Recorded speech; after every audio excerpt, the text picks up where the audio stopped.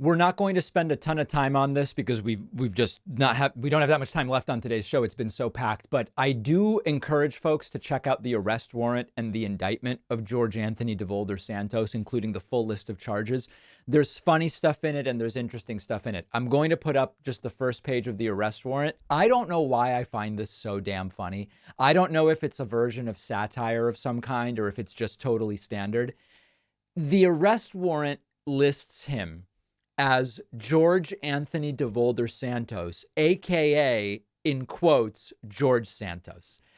I couldn't stop laughing when I saw this because it may well be that this has nothing to do with the fact that he has changed his public name over time without, I'm not saying he legally changed his name, just the way he has publicly stated who he is. Videos where he says, I'm Anthony DeVolder and I run a pro-Trump group. I'm George Santos. I'm George Anthony and all these different things. This may just be a completely standard thing that has no bearing on that. George Anthony DeVolder Santos, aka George Santos, as if he's been living under a false name for some period of time. Absolutely love it. But more importantly, the indictment and the arrest warrant describe the offenses, which include wire fraud, money laundering, theft of public monies, and false statements. And it lists the specific laws that he is accused of having broken.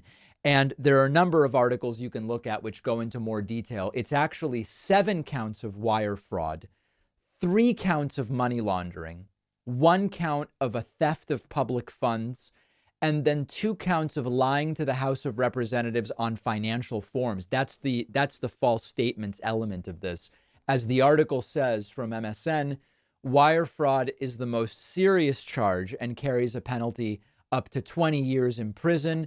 And as is often the case in these situations, if we get to a guilty verdict someday or a plea, a judge would decide, do you serve concurrently or consecutively different charges? And as you might know, if you get 7 years on 4 different charges consecutively, that's 28 years. If they're concurrent, it's 7 years total. So just all of the different details that we're going to be following.